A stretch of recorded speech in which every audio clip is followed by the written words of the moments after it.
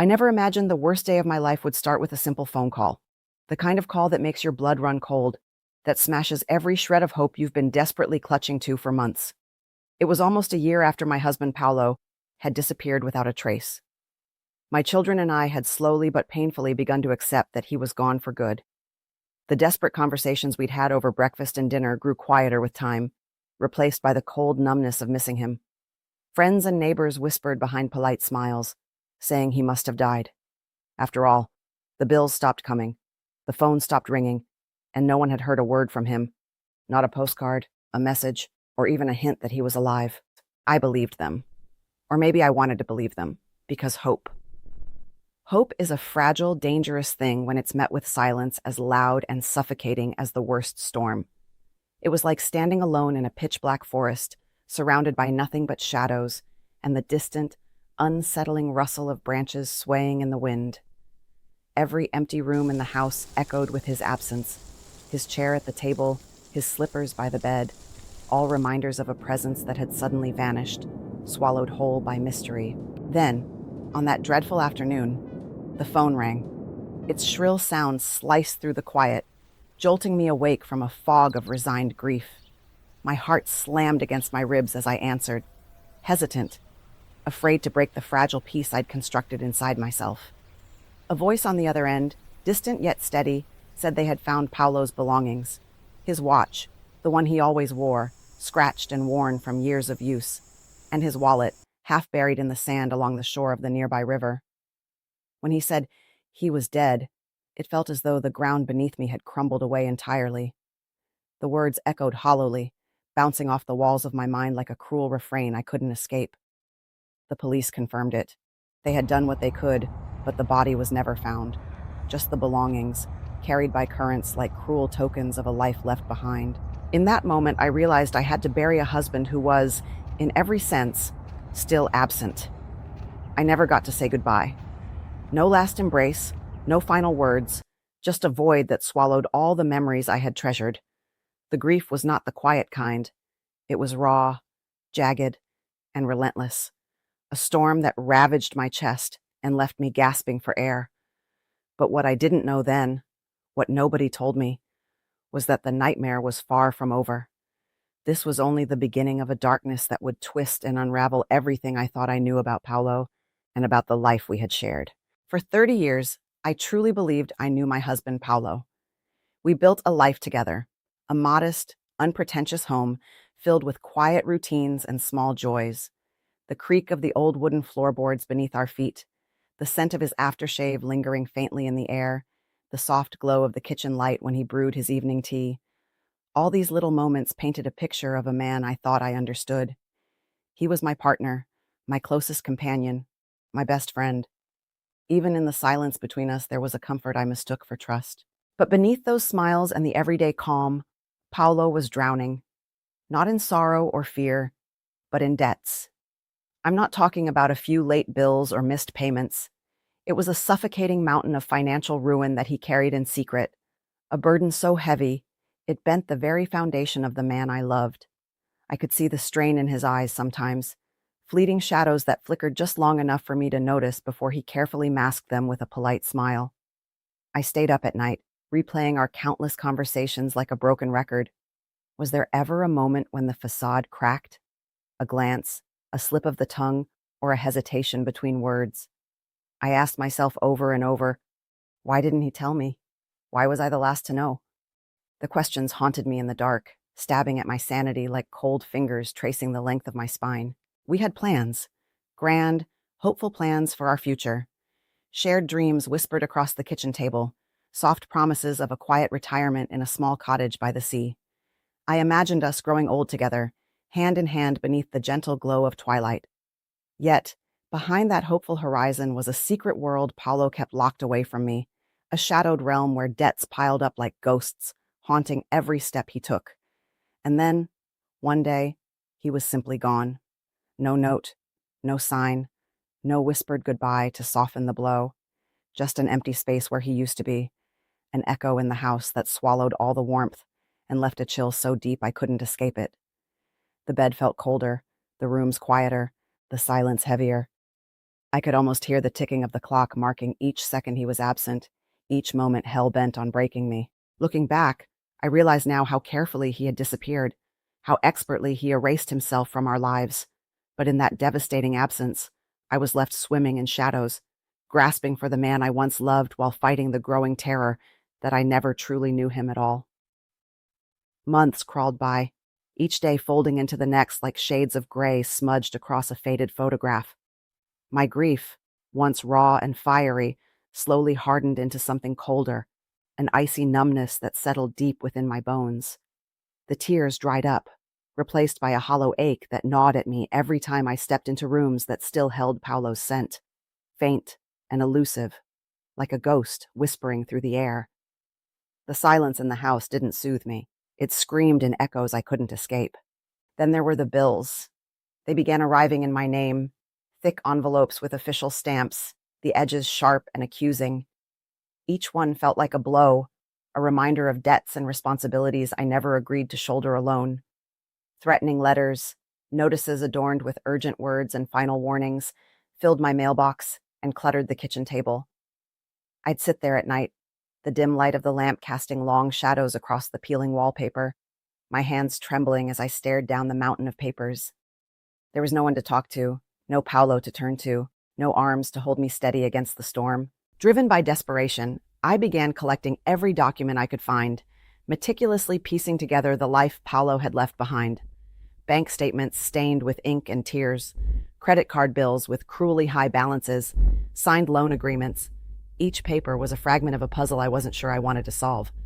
But the growing knot of dread in my gut demanded answers, even if they led me deeper into the darkness. One day, a letter arrived addressed to him, Paolo's name scrawled in the familiar handwriting, but the envelope was stamped boldly with "Return to sender." My hands froze as I held it, the paper rough against my skin, the weight of its implications pressing down like a coffin lid. If Paolo was truly dead, then why would mail sent to him come back? Why wasn't there peace in the finality everyone had claimed? That creeping doubt settled in my mind like a parasite, twisting my thoughts into restless spirals. I couldn't shake the feeling that something was terribly off, that the story I was told, the story I wanted to believe, was a lie, wrapped in silence. Unable to endure the uncertainty any longer, I made a decision I never imagined I would. I hired a private investigator. It wasn't because I didn't want to believe Paolo was gone. It was because a stubborn piece of my heart refused to let go, refusing to accept that the man I loved could simply vanish without a trace. The investigator's first report chilled me to the core. The man in the photos he sent back wasn't missing. He was hiding. The images showed Paolo alive, eyes haunted but alert, lurking in shadowed corners of places I'd never imagined. It was as if he was dissolving into darkness, retreating from the life we had built. From me. That moment, looking at those pictures, everything I thought I knew, our years together, the quiet smiles, the whispered promises, began to shatter around me like fragile glass. The truth I was so desperate to avoid wasn't just painful. It was something sinister, a secret lurking beneath the surface, ready to consume me whole. It happened on a rainy afternoon that seemed to swallow all light and hope. The sky was a thick, unyielding gray, heavy with clouds that pressed down like a suffocating weight. Rain battered the windshield in relentless drumming, drowning out the world outside and matching the racing storm inside my chest. The phone call came sudden and trembling, the voice on the other end edge-worn with disbelief and urgency. The investigator had found Paolo, not dead, alive, but terrified, hiding in a small town miles from everything we once called home. My hands shook as I gripped the steering wheel, knuckles white from tension. The engine's hum was a dull roar in my ears, but my heart pounded louder, like a drum announcing a dreadful confrontation. The road stretched ahead, blurred by rain and tears I hadn't dared to shed until then.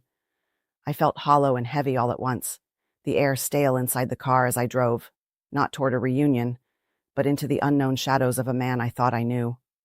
When I finally saw him, standing on a cracked sidewalk beneath the flickering flicker of a broken street lamp, the figure before me was barely recognizable.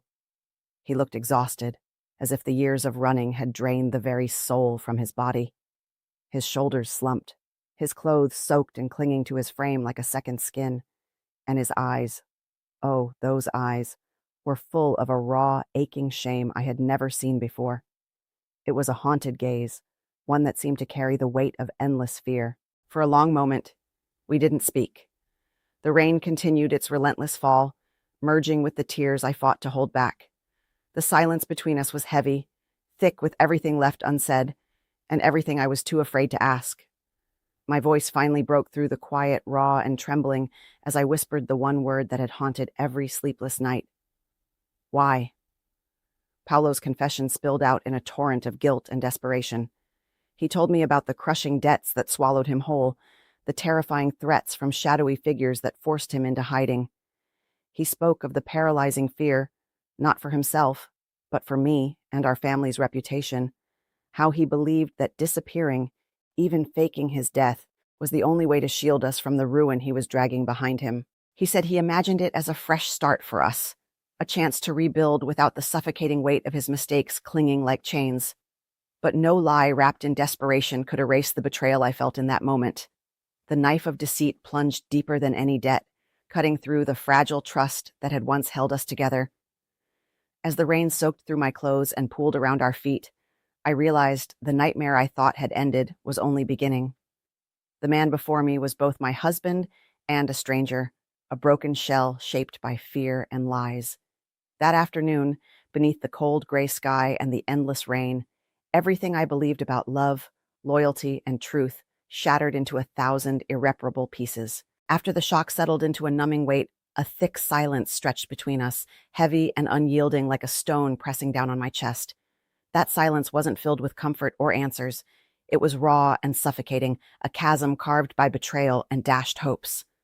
I sat there, the rain still pattering softly on the roof above us, and I realized something painful and undeniable. Love isn't always enough to hold people together, especially when fear roars louder than trust can whisper. Paolo wanted to protect me. That much was clear. He had carried the unbearable burden alone, convinced that disappearing was the only way to keep me safe from the ruin he faced. But protection, when built on lies and deception, crumbles into something far worse. Instead of sheltering me, he broke me, shattered the foundation of everything I had believed in. The shards of that broken trust pierced deeper than any debt ever could. I looked at him then, his gaunt face etched with regret, eyes clouded with shame, and felt the bitter sting of heartbreak that no conversation or confession could heal instantly. The future stretched out before us, uncertain and fragile, like a thin veil of mist hovering over a dark forest. I had no idea what kind of path awaited us now, if forgiveness could ever rise from these ashes, or if this was the final, irrevocable chapter of our story. Every step we took together from that moment onward would be shadowed by the knowledge of his disappearance, his lies, and the silence he chose over truth.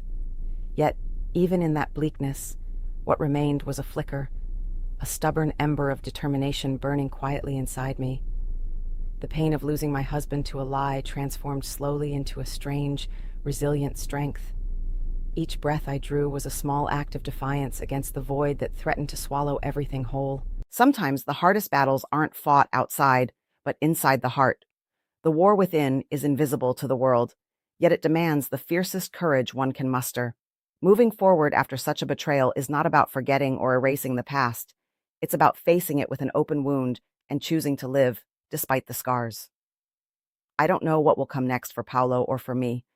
Maybe forgiveness will grow, fragile and hesitant, like the first sprouts of grass pushing through cracked earth after a long winter. Or maybe what we shared belongs to a time that no longer exists, sealed away in memory and pain. But what I do know is this: life, with all its darkness and uncertainty, goes on. And so must I.